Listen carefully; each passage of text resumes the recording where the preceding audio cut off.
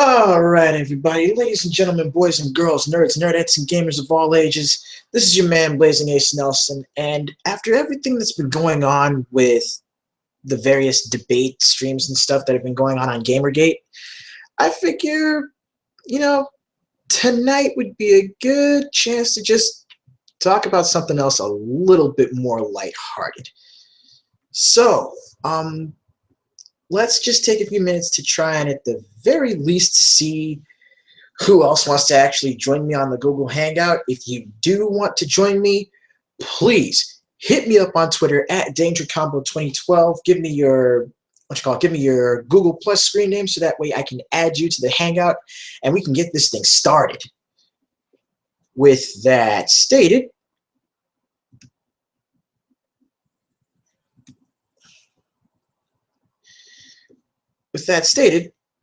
let's get this ball rolling. So let me go ahead and okay.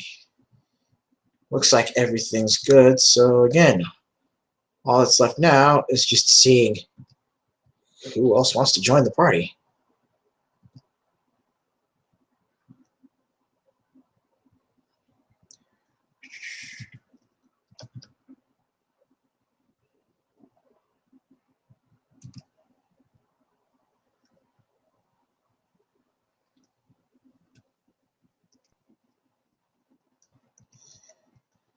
Well, I know I should have probably tried inviting, actually going around and inviting more people, but I did have some errands to run as well.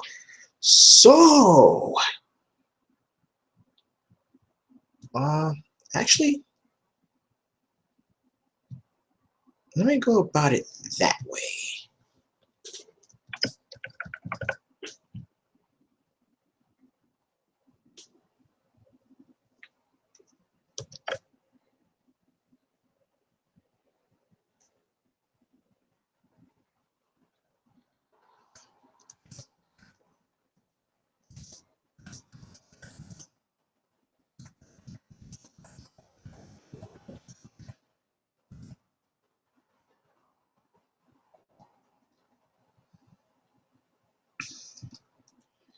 Okay. So, there is that.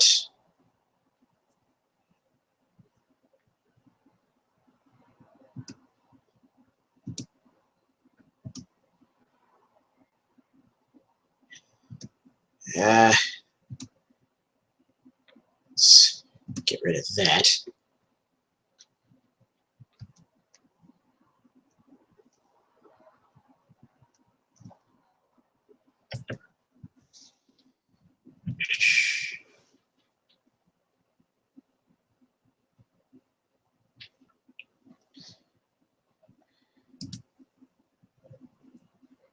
Oh, yeah, I should probably,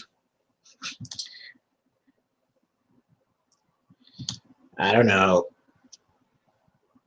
post the link up so that way I can get more people involved.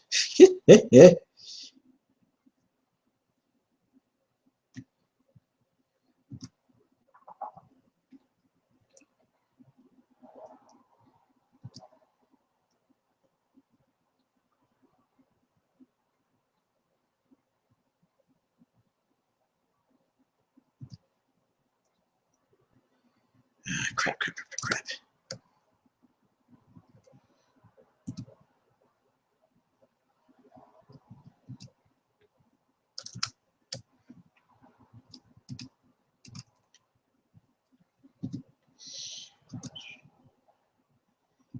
There we go.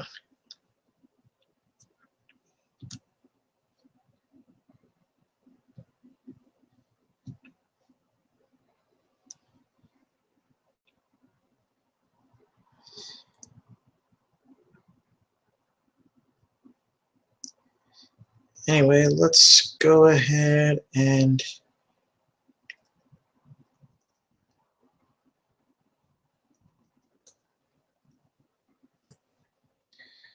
let's take a look on Twitter and see who, or should I say, see who else. Ah.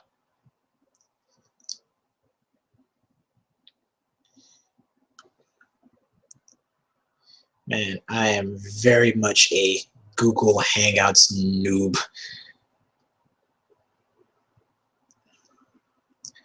But at the very least, I've got, well, showing 4 viewers now, which is kind of cool.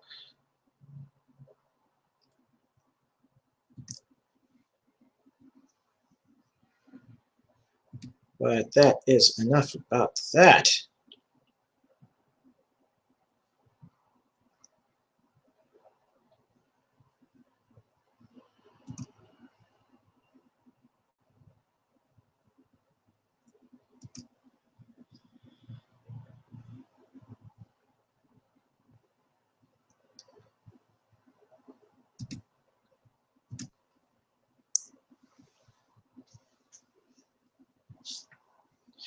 Well, anyways, you know what? I'll just go ahead and get started. Anyone that wants to actually jump in on the Google Hangout, send me a message on Twitter. Let me know what's up. And, well, here we go. This is the first of, hopefully, a series of Hangout chats and live streams that I want to do, known simply as Gamer Talk. What's Gamer Talk all about? Simple. It's those of us who are gamers, those of us that, let's say, for example, support Gamergate and whatnot, just getting together, talking about anything at random. News of the day, what we like about video games, some of our favorite games.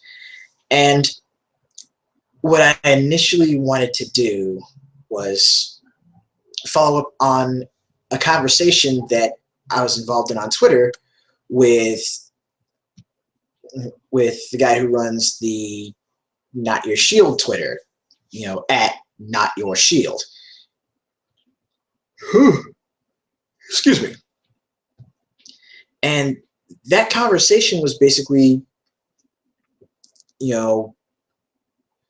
about some of our favorite video game music. And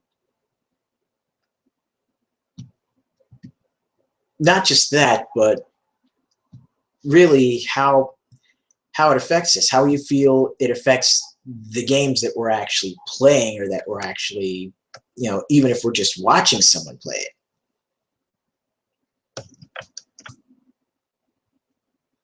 All right, looks like I finally got that link up. Now let's see if I can actually, oh, nice.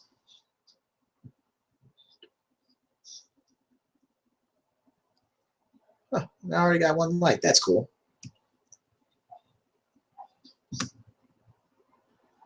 Anyway, that's the big thing I want to talk about. Just how some of my favorite games have been the ones that I think have had the best music. They utilize their soundtrack to the best effect for punctuating moments, or just really getting you immersed in the world. And again, if you guys want to talk to me about it in the chat, or if you want to join the Hangout itself, by all means, please do so. I would love to hear from you.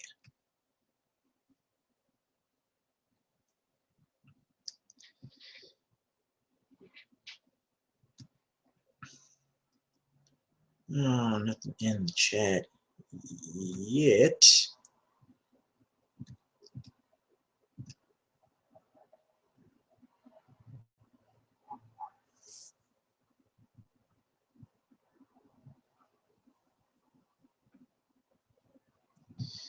You know what? If I'm going to be doing this, I really should stop. Well, I shouldn't pay so much attention to the rapidly moving Twitter feed.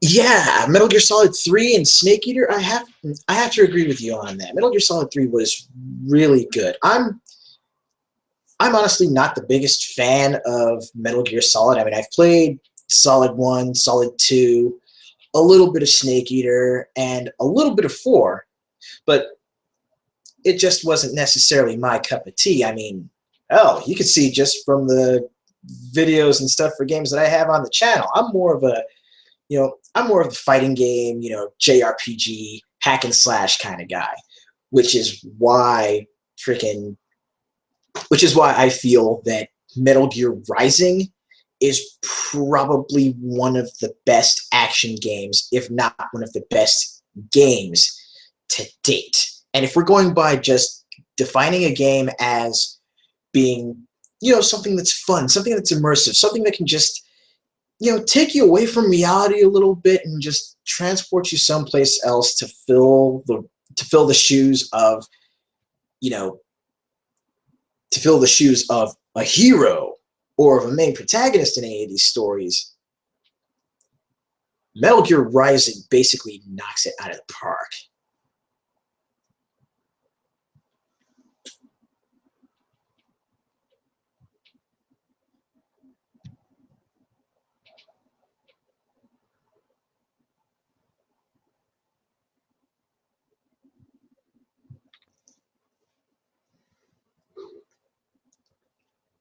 No, haven't had the chance to play Xenoblade Chronicles yet, largely because I haven't been able to find it for a decent price, let alone finding it someplace other than GameStop.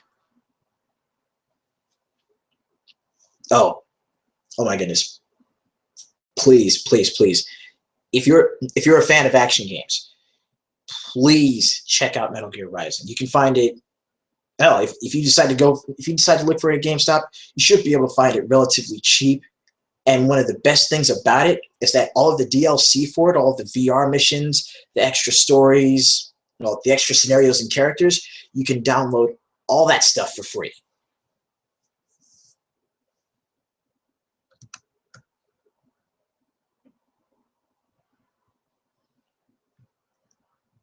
Okay, let's see if I can try this again.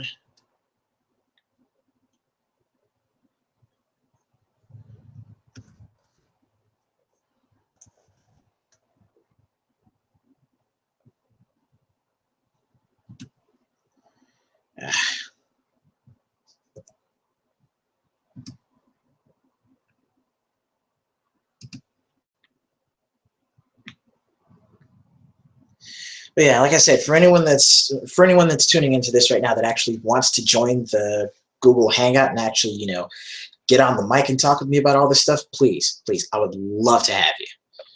Just, again, get a hold of me on Twitter, or hell, look me up on Google Plus, and we'll see what we can do from there.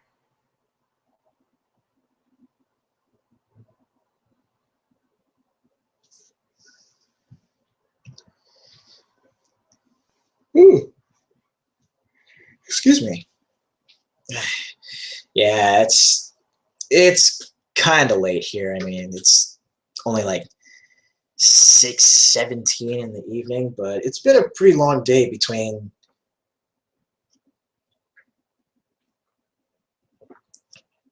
Oh, you're in the UK. Well, I should have actually figured that from your screen name, Oz UK 616. Yeah, that should have been obvious. Don't mind me. I'm a bit of an idiot. But yeah, it would probably be from one of the other online retailers. As far as Xenoblade, it's not going to be released for Wii U as far as I know, but there has been news about it being released on the new 3DS and new 3DS XL, which honestly, I'm of two minds about that new handheld, because it seems basically like everyone that's just recently getting the 3DS, like myself, it seems like with all of the other games that are going to be coming out that are new 3DS and new 3DS XL exclusive, it seems like we're getting the short end of the stick.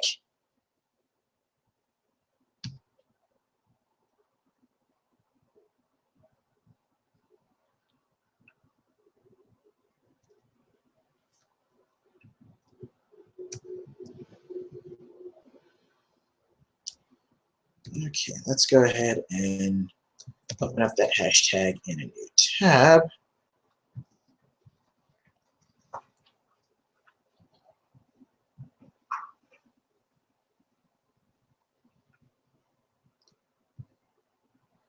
And then we'll just go here.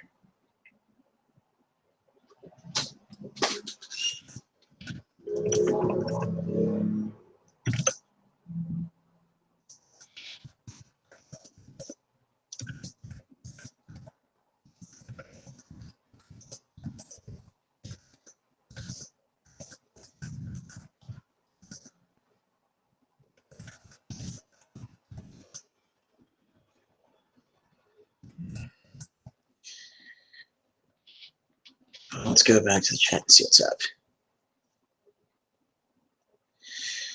Oh God, yikes, 90 bucks with a controller for a sealed copy. That's painful. That is seriously painful.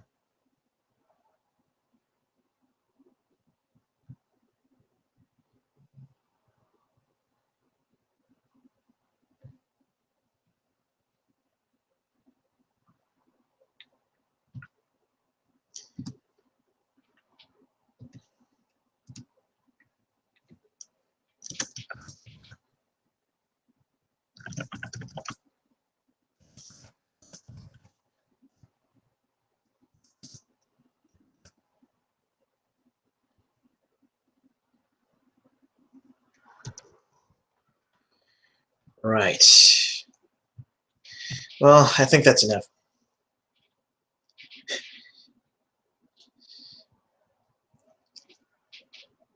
Oh, no worries, man. No worries. Thanks for actually dropping in. I'm slowly getting off to a start with this whole conversation about, you know, some of my favorite memories in gaming and some of my favorite music therefrom. And for a few minutes, we were actually talking about like the Metal Gear Solid series, and I was practically gushing over Metal Gear Rising. I mean, let's just keep it real. Huh. Huffington Post did a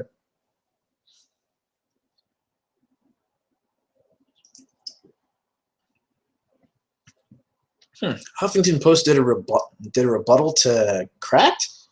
Huh. I might actually have to check that out. Well, as much as I want to really get into, talking about like everything that's been going on so far with Gamergate, I really set up this hangout just to kind of take a break from it and, decompress, de-stress, relax a little bit.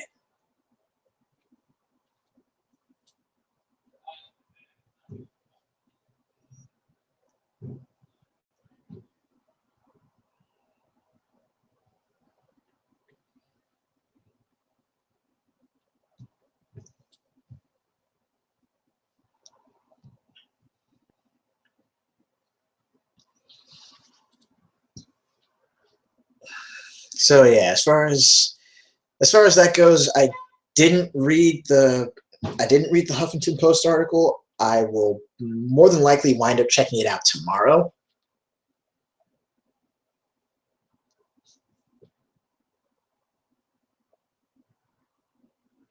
Oh, 7 things Crack got wrong about freedom of speech. That's the one? Yeah, I am definitely going to have to look at that.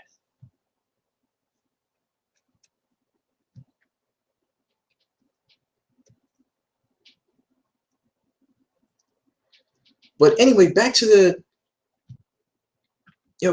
main thrust of why I even started this hangout to begin with. Just again, some of my favorite memories from gaming. And the thing is, this was also inspired again by what Not Your Shield did with a previous stream that he'd hosted here on YouTube a couple days ago, talking about and talking with people whose lives have been saved by video games and by gaming in general. And the thing is, honestly, I'm one of those people, you know? I mean, I was never,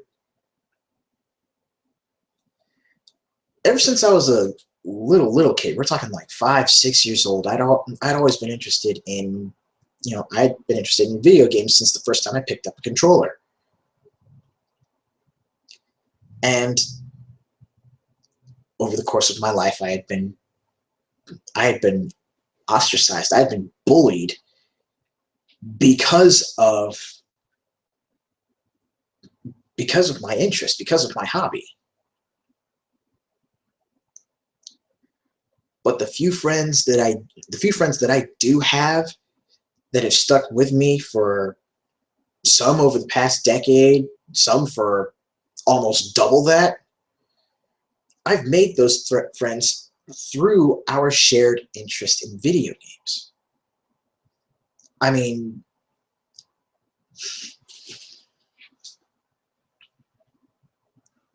I can go back to, Jesus, I could go back to the days I spent in junior high when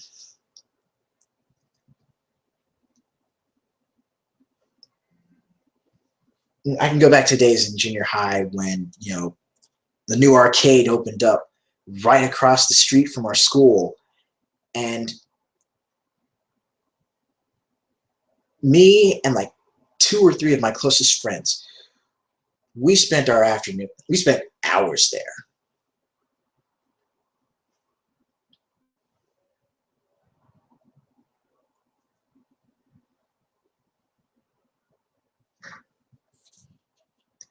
Oh, Sonic the Hedgehog 2. That brings up some good memories. And again, that's just getting back to what this thing is really all about. Just some of the best memories that we have with gaming in general. Let's take Sonic the Hedgehog 2, for example. I went to visit one of my uncles out in Arkansas, and yeah, it was something of a family function, and I'd spend a lot of time, hanging around with my cousins or with my siblings or, with my uncles, parents, and whatnot. I'd spend time with the family. But every available moment I had, I would take those cheat codes for the debug mode and for all the Chaos Emeralds and everything else on Sonic the Hedgehog 2. I would put that bad boy in the Sega Genesis, and I would just be gone. Dinner time comes around. They'd have to set the plate next to me while I'm still playing Sonic. I'd still talk to people, but the controller would only leave my hand when I paused the game so that way I could take a bite of food.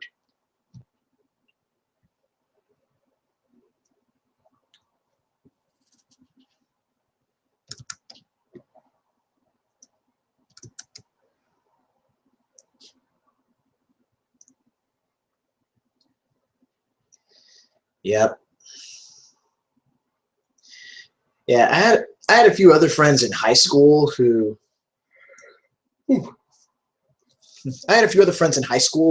played, who played Magic, Yu-Gi-Oh, Pokemon, all the big TCGs that were out back then.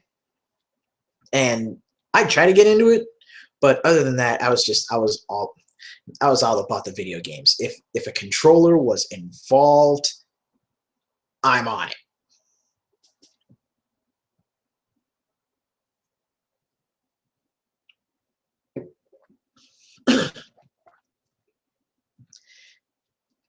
And high school was,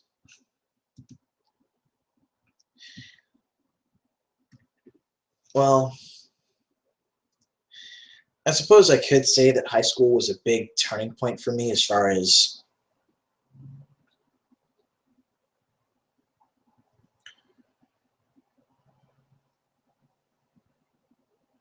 I think that was a Sonic 1 cheat. I don't remember at this point. It's been a long time.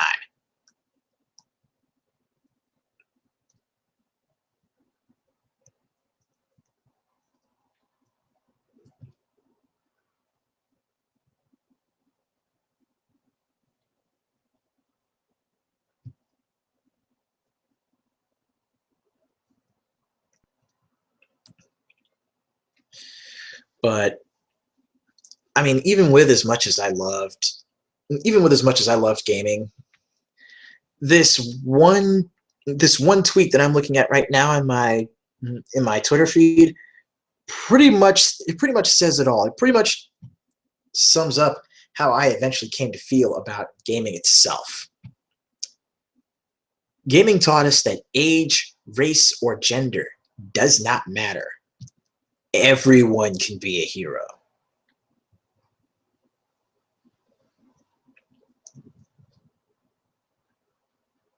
Every single game that I've played, that's the thing that I loved the most. I loved, not just identifying with the characters, but being a hero. Whether it's Sonic rescuing all the little captured animals from Eggman, or whether it's Guile fighting his way through the tournament so that way he could go home and be a family man again.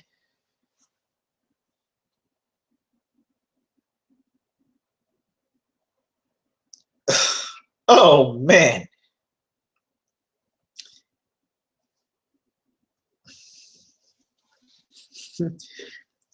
Okay, Oz. Yeah, you were you apparently are the exception, and you're pretty stinking lucky too. I'll just say that right now. If I had a lot more friends, or at the very least, if I knew a lot more people that were actually gamers, say in junior high or in high school, if I knew more than just my small group of friends, then I can say life would have been a lot easier. But the hard parts of my life, as well as the good parts, largely including video games, have shaped me into the person I am today.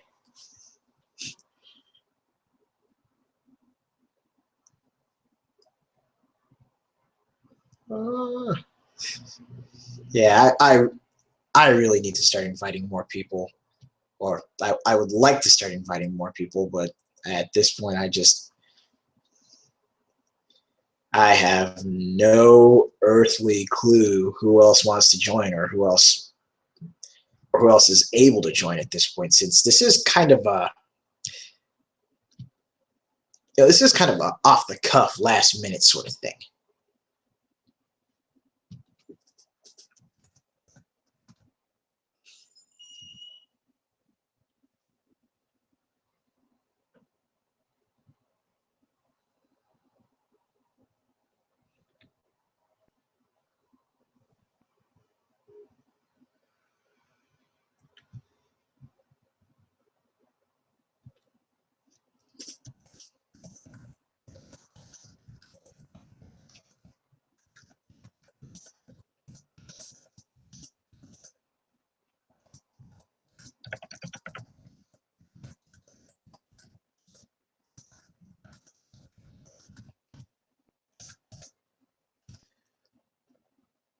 Okay, let me go ahead and copy that.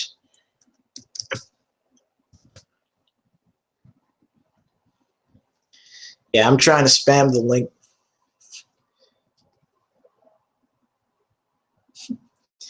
Yeah, I'm trying to spam the link to this as much as humanly possible, so that way I could hopefully get some more people to actually join in on the Google Hangout itself, so we can keep talking about this and just have some fun with it for once.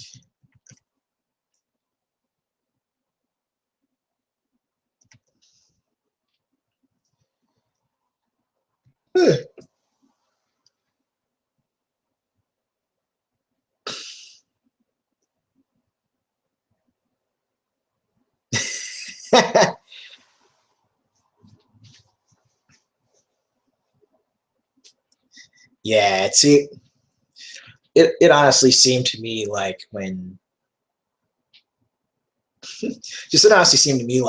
Adam Baldwin actually coined the Gamergate hashtag, that it was, again, much like this Hangout, last minute sort of things, like, how do I how do I summarize this? Oh yeah, there we go.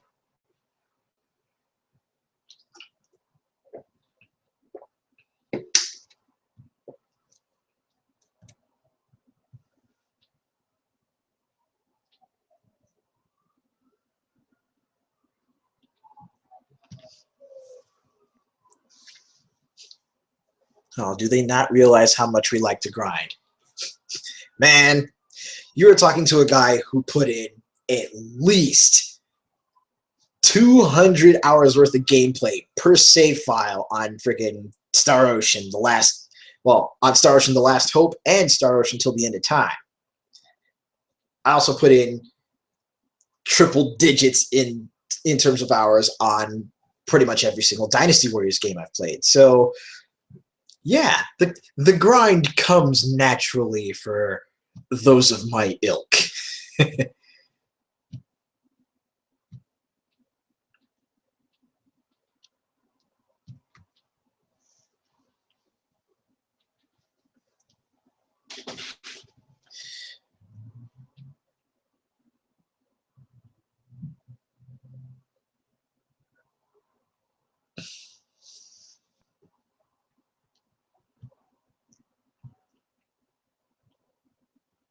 Yeah, probably getting Alec Baldwin and Adam Baldwin mixed up. Wouldn't surprise me. You know, once you hear or see the name Baldwin, then there you go. They just think it's one and discount a good number of the others, if not all the others.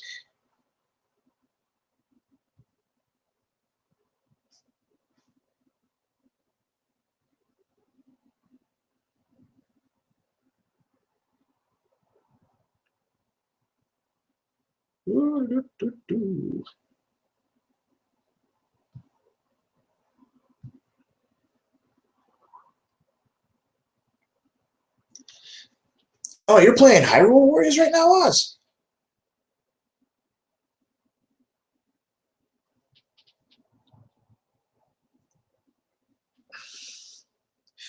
That Hyrule Warriors is actually one of the games that I've really well, it's one of the games that I've been really wanting to pick up for the Wii U, but you know, not having the system to play it on currently kind of hurts. It hurts my soul and it hurts my wallet.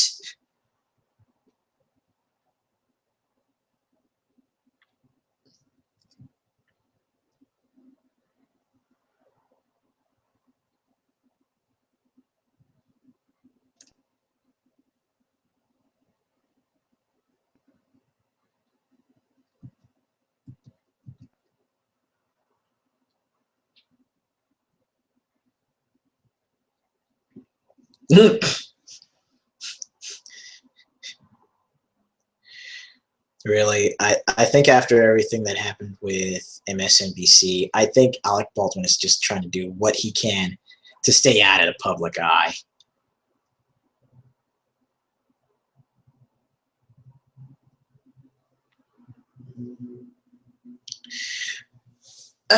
Yeah,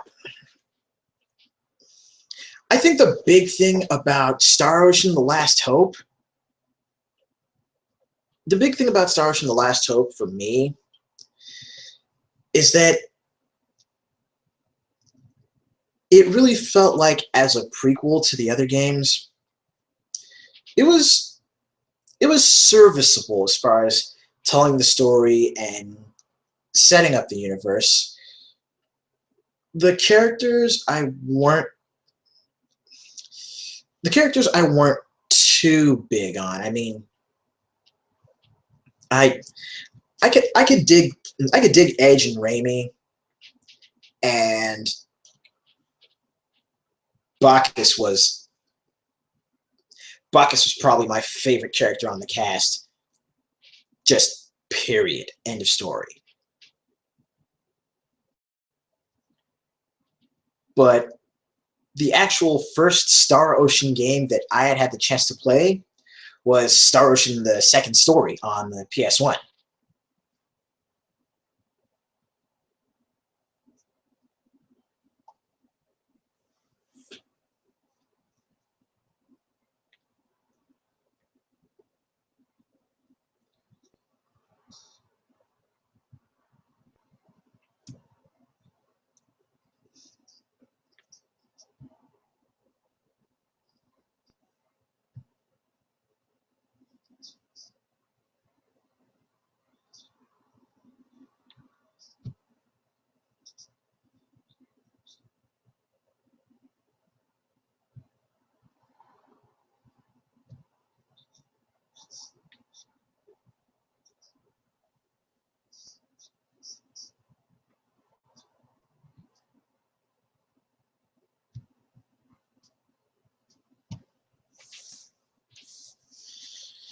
Now, Star Ocean Second Story, that one was pretty much my introduction to the series. And I had tried to go back and find the first one on the Super Nintendo so that way I could play through that and get a bit of a better feel for it. But as far as my favorite Star Ocean game, just out of the whole series, it's definitely going to be Star Ocean 3. I had the most fun. I had the most fun with the characters. The combat system was very well refined, very well done. And while the game isn't perfect, it got the most things right out of the whole series. I mean, Star Ocean 2 was a great introduction. The story was good, and again, I liked some of the characters from that, and I liked the gameplay. With Star Ocean 1, which I'm replaying through on the PSP right now, with Star Ocean First Departure, I guess it's because it's been so long after its release that I can't really get into that one as much as I was the others. But there are a lot of things in Star Ocean First Departure that are reminding me of things that happened in the other games. That's like, oh, that's where this came from, or that's where this character comes from, and it's really tying the world together. With The Last Hope, the characters I weren't too keen on. The music had its high points, but nothing really too memorable. But what I really loved about Star Ocean: The Last Hope was, again, that feeling, that sense of wonder, as far as feeling like you're the vanguard in, going out there and exploring, being the first to explore uncharted territory in space. And for as long as I had owned that game, every time I would even get into conversations with people about, just how vast the universe must be, or, different sorts of things that we'd find, off in the distance, off on various worlds or in various star systems, I would kind of look up at the sky, notice how comparatively small we are, and then I'd go, you know what? I want to play some Star Ocean. Go back home, pop in Last Hope International, and then get down to it.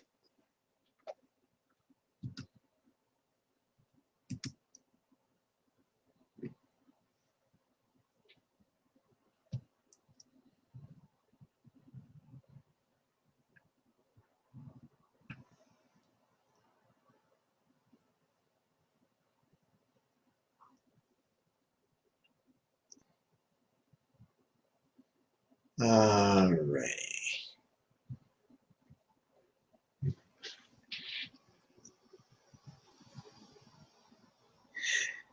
Yeah, Last Hope basically is like a prime directive origin story, like Star Trek Enterprise, or I guess you could say even like the Star Trek, the J.J. Abrams Star Trek reboots.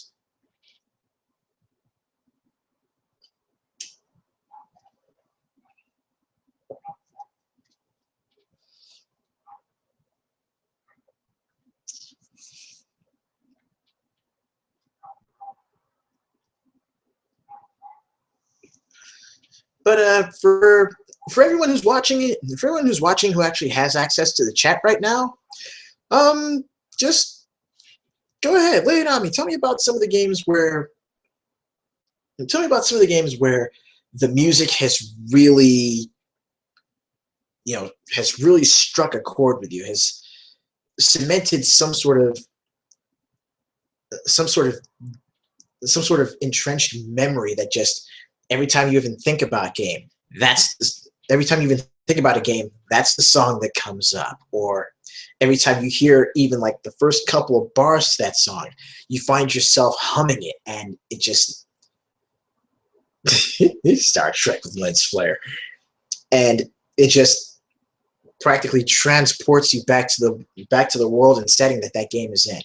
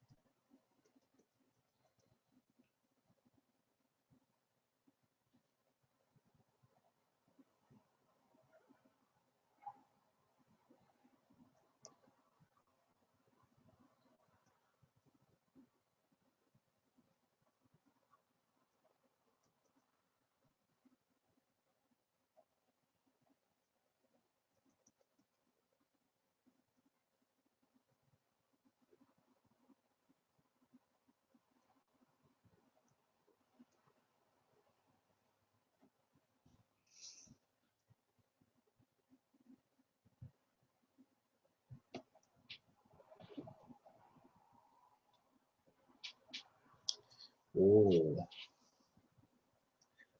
Oh, sweet.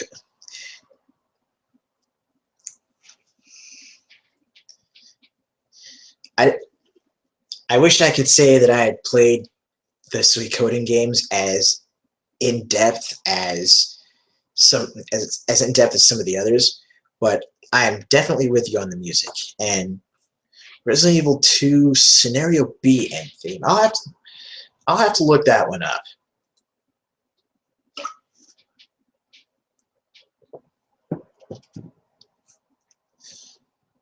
Okay, it's been 42 minutes. You know what? I'll just go ahead and try to send the invites and see what happens from there.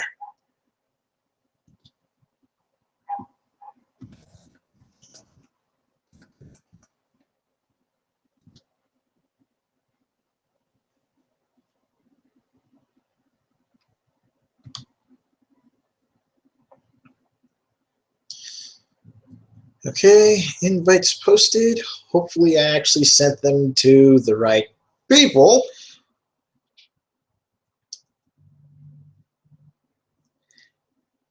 Oh my god, yes. Castlevania Symphony of the Night.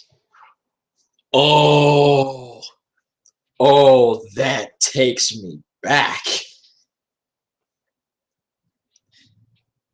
The song that plays during the very beginning of the game where you're fighting as Richter,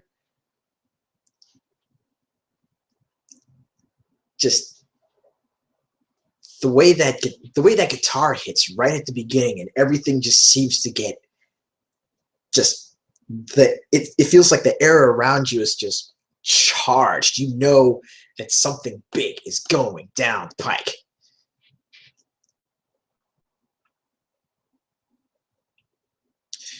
The Final Fantasy games. Let's see. As far as the Final Fantasy games, I can point out a few tracks that really strike home with me. In Final Fantasy VI, most of, if not the entirety of the soundtrack, especially the opera, especially the actual opera itself that Celis sings. Let's see, there's that. The world map, aka Terra's theme. The theme song that plays when the theme song that plays when you finally take control of the Falcon. And oh yes, two other tracks from Final Fantasy VI: Decisive Battle and Dancing Mad. Holy cow. I could hear those orchestrated or just straight off of a Super Nintendo, and it'll blow me away.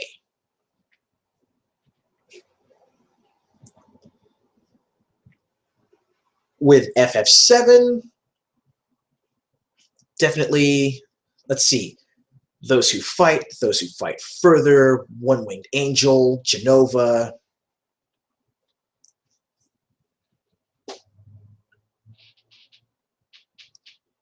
And yeah, even the world map theme for Final Fantasy VII is it's pretty iconic.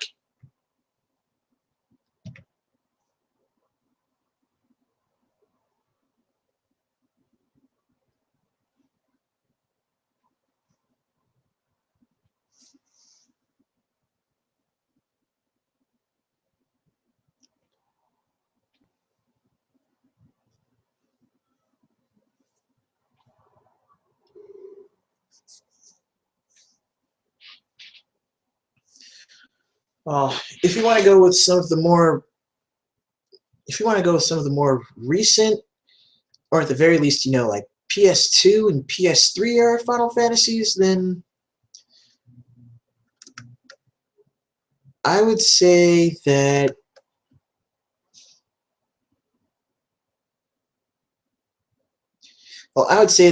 even with as much as I may dislike the Final Fantasy 13 games, Blinded by Light and Saber's Edge are my favorite songs, bar none. I mean, Blinded by Light's very, it's very catchy. It's very fast paced. It works for the combat. And when the epic boss battles come up in Final Fantasy 13, and yes, I will say that the boss battles, when you get to them, they feel that much more epic because of the music, because of Saber's Edge playing in the background.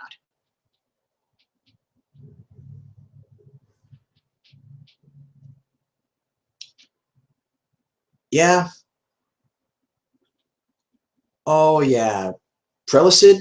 Yeah, I agree with you wholeheartedly. PS1 era, as far as memorable game music,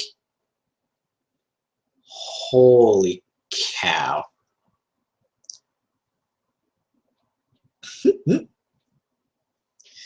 Yeah, the PS1 era had games with just fantastic music, and not just the RPGs. Action games like, well, action RPGs, I should say, like Alundra, Beyond the Beyond, Brave Fencer Musashi. Ooh, actually, when this is over, or if you guys want to like open up another tab or something, look for the game Wild 9. Look for the soundtrack for that. When I first played Wild 9 on the PS1, I had a blast playing that game, because it was like, I guess you could say it was like video game cruelty potential personified, because one of the big things about Wild 9 was that you had to find inventive ways to not only use your equipment or your partners, but also the background to dispose of any and every enemy that got in your path. And if you found like 99 or 100% of the methods in that stage to use to beat your opponents, then that's how you got extra credits in order to, make it further in the game. But even with the admittedly twisted premise behind the gameplay,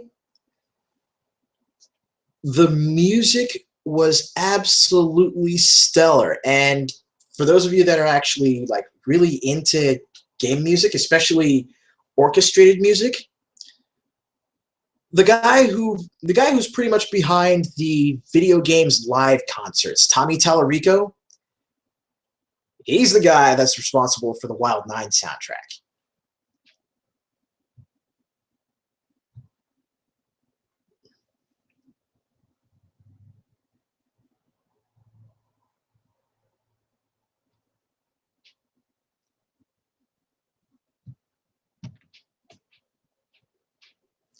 Let's see. What else? What else? PS1 era games that are just fantastic on the music. Oh, Star Gladiator and Battle Arena Toshinden 2. Now, if you still have the actual physical discs for both of those games, and just like we mentioned earlier with Castlevania Symphony of the Night, I dare you to take those PS1 games and throw them into a CD player. And then just sit back and let your ears just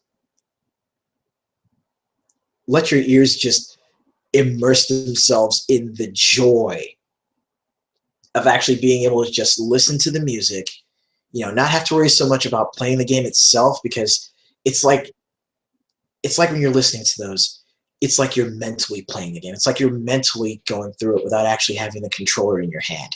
And very few games have a soundtrack that can do that.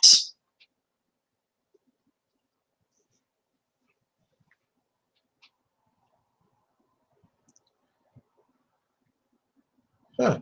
I wonder if... Okay, we still have a good number of viewers, but it doesn't look like we've got any invites accepted yet. Dang it.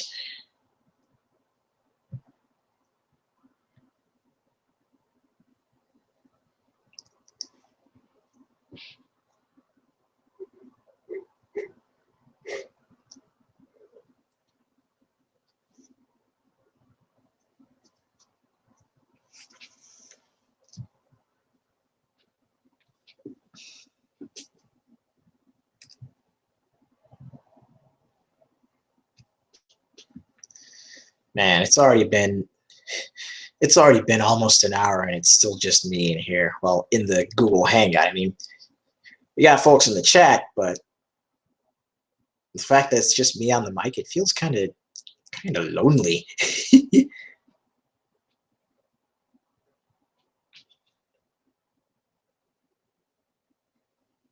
uh,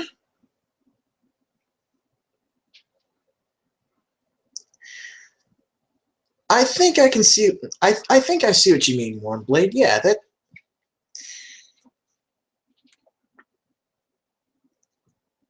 game music. As far as game music being good, if the game's good, that's it. That's a yes and no sort of thing. At least from where I'm sitting. The music reminds you of the awesome. Yeah, that is without question very true. But I mean, hell, let's take the game that I've played that I absolutely despise the most, Unlimited Saga on the PS2. It did no, no, no, no, no. I would look back at Square Enix. I would, if I were to actually talk to the guys at Square Enix, I would hold up a copy of Unlimited Saga, smack each and every one of them in the face with it, and go, "What were you thinking? What was wrong with you?" But some of the music for Unlimited Saga was fantastic. So I guess in a way, it reminds me of the awesome that could have been. Oh, heck yeah. Streets of Rage had great music too. Let's see, Streets of Rage music was awesome. What you call it? Final Fight.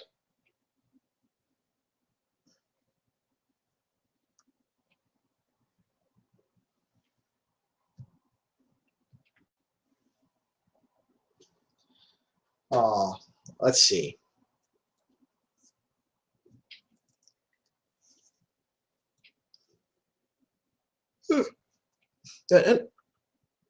You know, another game series that I thought really had excellent music, especially getting up into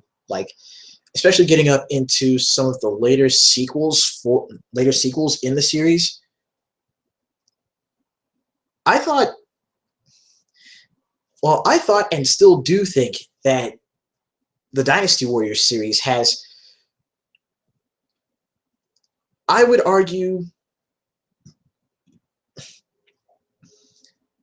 I would argue that Dynasty Warriors, especially like Dynasty Warriors 3 through, well, actually 3 all the way up through 8, the whole series has great, great music. The composition on a lot of the tracks is fan. Oh, shit. Melodramatic in the chat. What's up, man?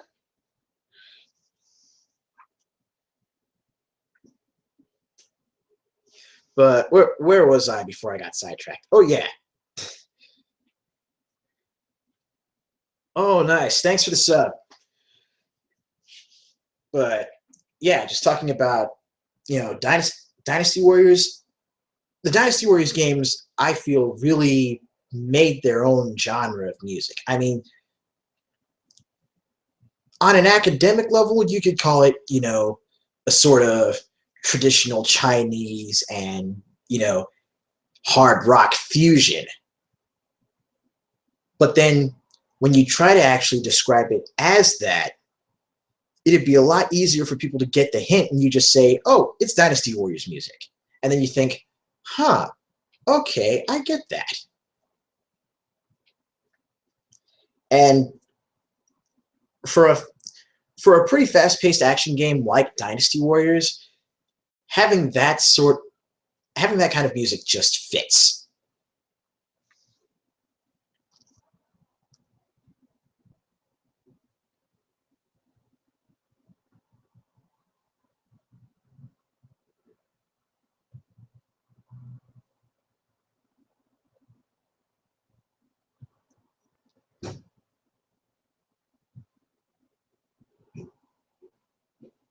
Let's see.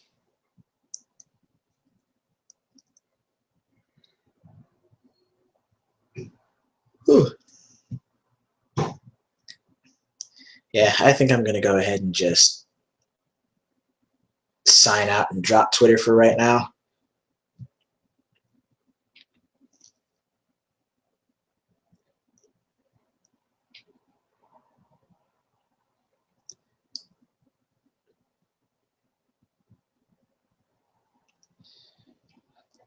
Yeah, that is a very valid point. If the game music is okay, but the game is great, or vice versa, they really do make each other better.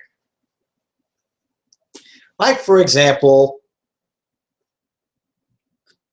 Oz just brought up the perfect example. Donkey Kong Country.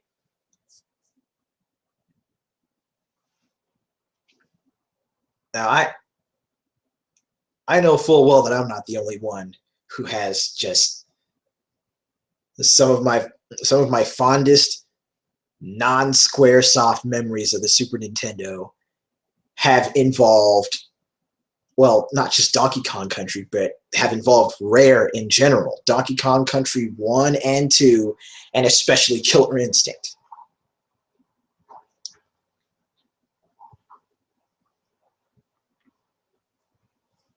Now, when it comes to KI, I think that game pretty much revolutionized video gaming, and it revolutionized the industry as a whole, not just because of how the game itself felt like a cross between Street Fighter and Mortal Kombat,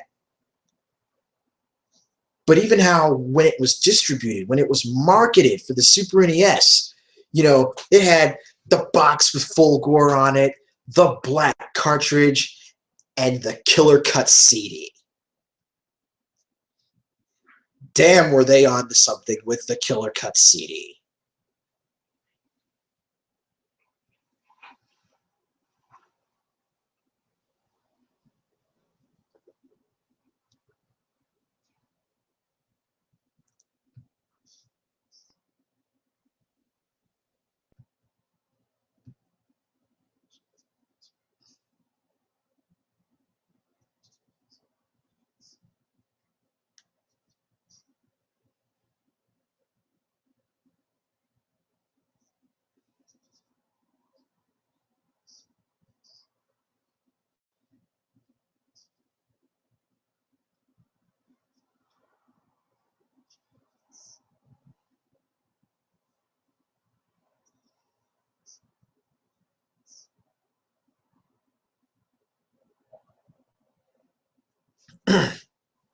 Oh, excuse me.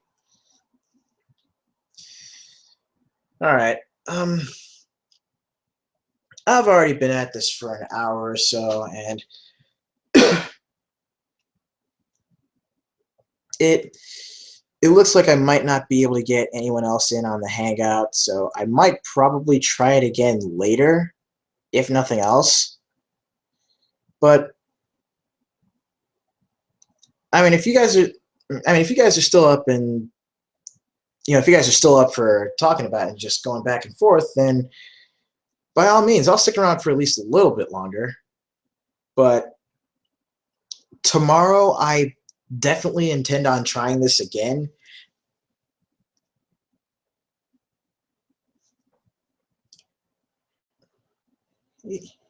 You know what?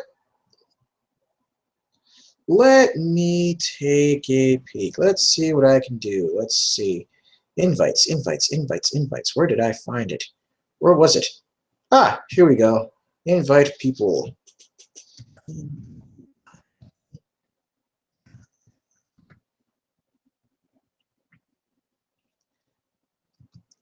Okay, so am I just looking at Mornblade, or is it Mornblade 6?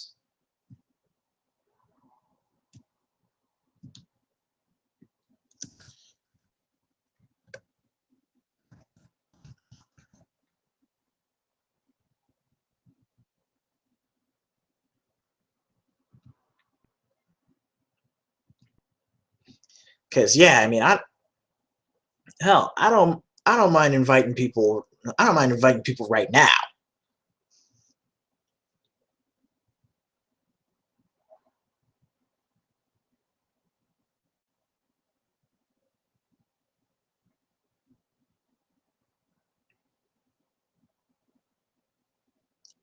And also melodramatic. I don't know if you've actually got any gaming videos up or just any videos up in general on your YouTube, but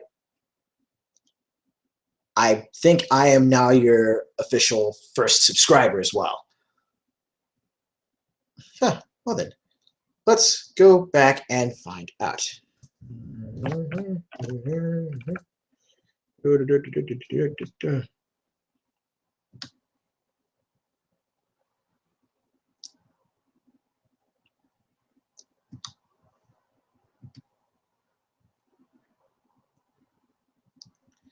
Alrighty.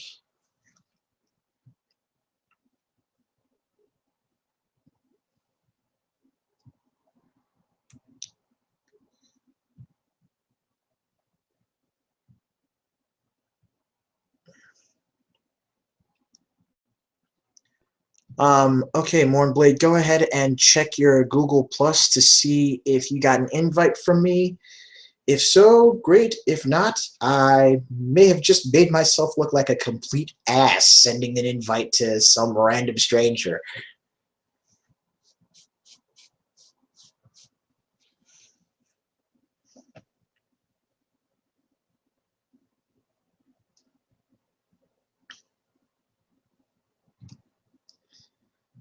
Yeah, even though this has been slow going, it's been a lot of fun. I really feel like I could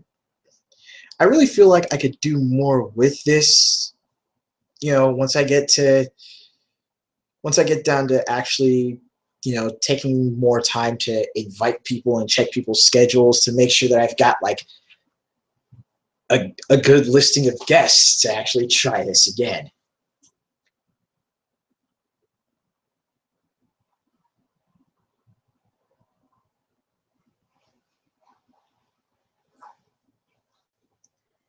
Okay, yay, 9 viewers. We actually have more people watching. I don't know what you might have been expecting. Yeah, I think you do have to be on Google Plus, which you should automatically have since you got it, since you got a YouTube, right? I mean, you wouldn't be posting it in the chat if you didn't.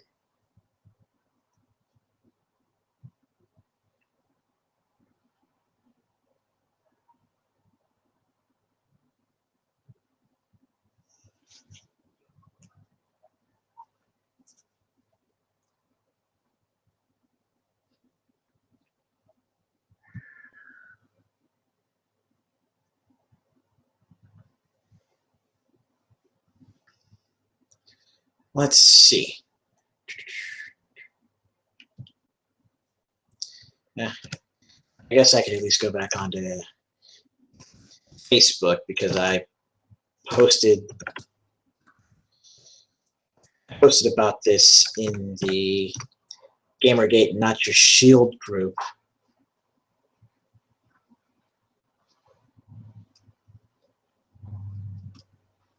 We will see what is going on.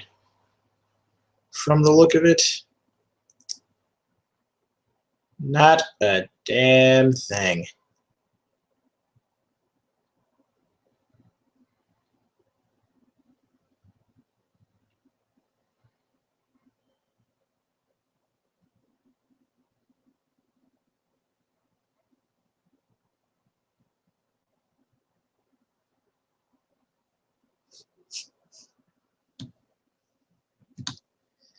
Okay, so yeah, nothing going on Facebook.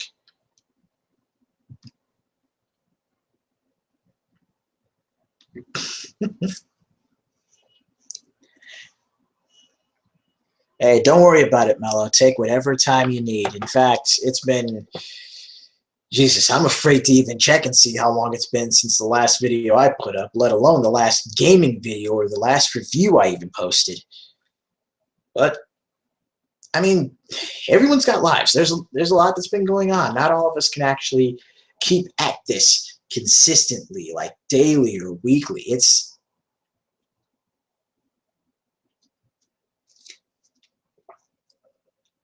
I mean, I'm not someone who's lucky enough to actually have YouTube, let alone gaming, as a full-time job.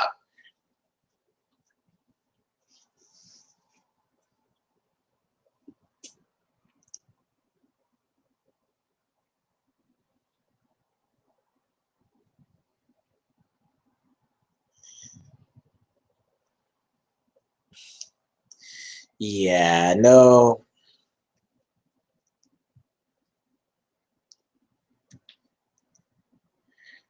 Okay, well, we'll go ahead and give it another shot.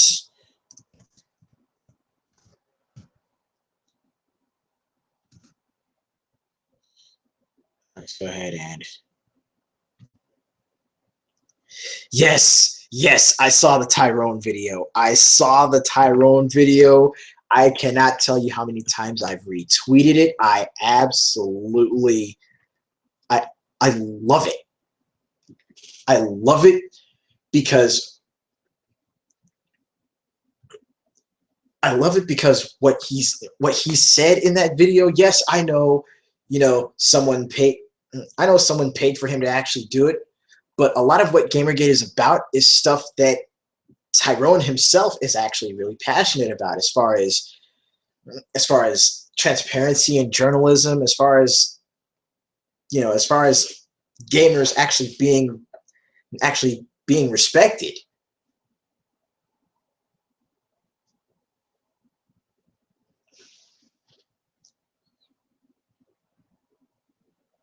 Yeah. Well, I think doing a Let's Play channel would still be I think it would still be a good idea. I mean, hell, maybe with the more people that you've been able to find and meet through Gamergate, you'll at least have a few other people, myself included, that would actually, spread the word about your channel and say, hey, you want to watch this person play some games? Go over here, check it out.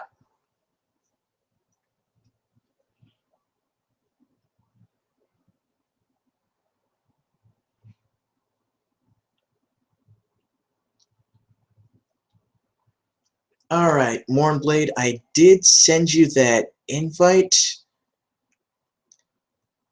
so hopefully you should be getting it soon, if you haven't got it already. What I don't know is whether or not I actually have to, like, add you to my circles on Google Plus or whatnot.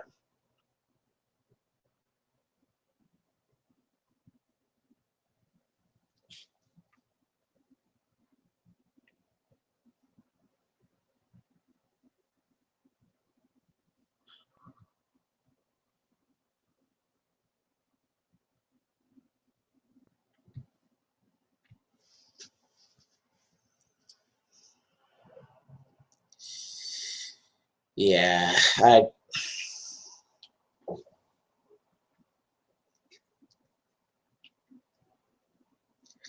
I have to agree. There's just, I mean, for so long now, it seemed more or less like it's just been a sort of in joke amongst gamers that a lot of the publications and a lot of the sites like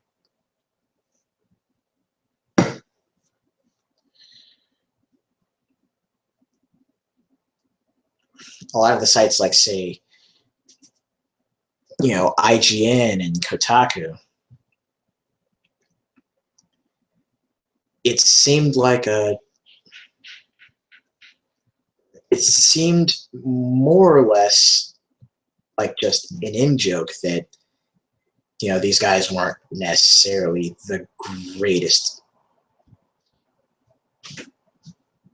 like they weren't necessarily the greatest people on the block. Like, we knew that something was wrong with them. We knew that they weren't being on the level with gamers.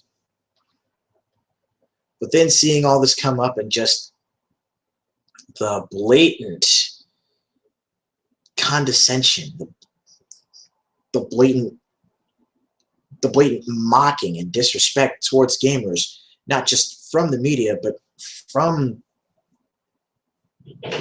developers. It's gotten to the point where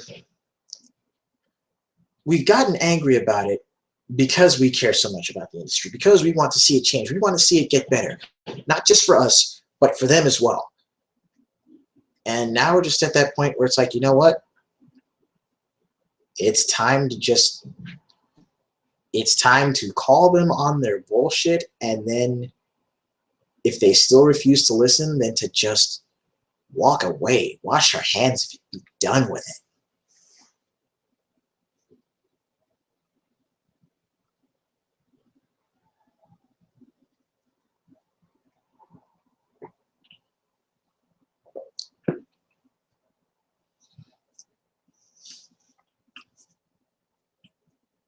All right.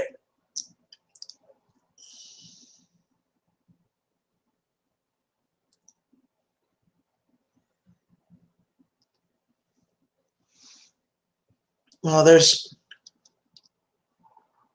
been a good number of streams up, like, like what happened with Sargon of Akkad, and like the streams that the King of Pole has been putting up on Hitbox, actually trying to get some measure of a debate going, if nothing else. But I have to admit, I'm kind of, well, not kind of, I definitely agree that the longer this goes, on, the less possibility there's really going to be for the many sides of this issue to actually get together and discuss things.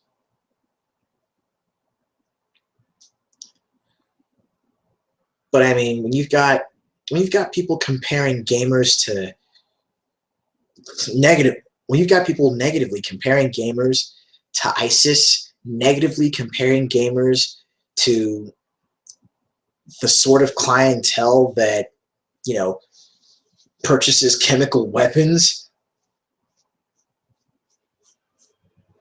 it's like, what else is there? What are you going to do?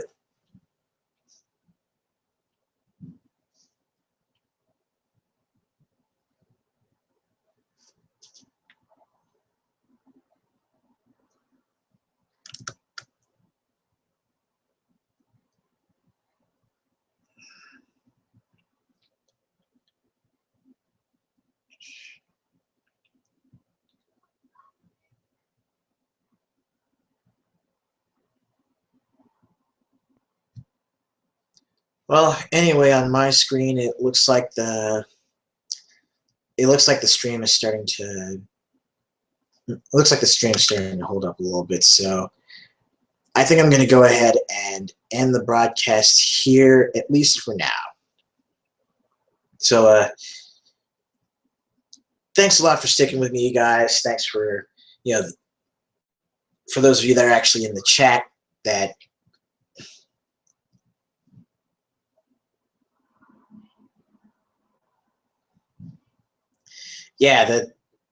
that quote from Adam Sessler is like months old, but it's still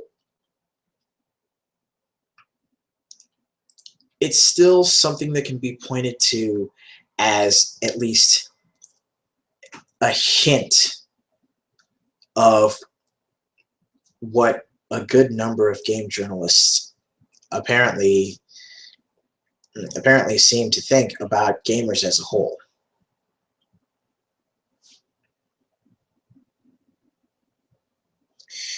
But anyways, it seems like we actually are starting to get more into the weeds as far as like Gamergate goes. So I'm going to go ahead and drop the stream now. Like I was saying before, thanks a lot for sticking with me, you guys. Thanks for subscribing to the YouTube channel. I really appreciate the extra viewers.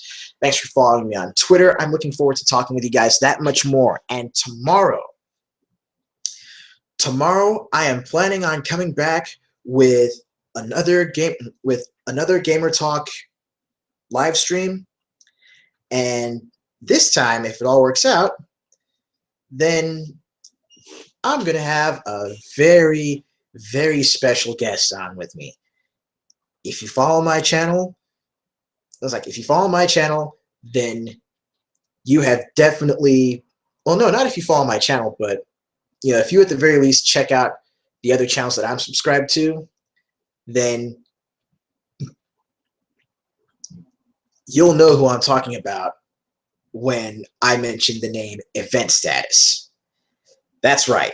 I just finished talking to him before I even started this stream. He said that tomorrow he should be up for actually joining me on the Google Hangout, so that way we can continue the original discussion that I had hoped to have as far as, again, just gaming memories, talking about, how the music in games and everything else just really, how it just really affects us, and how music and overall design can be some of the best parts of gaming and what actually makes gaming great. So again, until next time, thanks a lot for sticking with me and listening to me rant and go back and forth between other tabs and looking at the chat and responding to that. Till tomorrow, this is BlazingAceNelson. Remember, work hard, game harder. I'll catch you guys next time.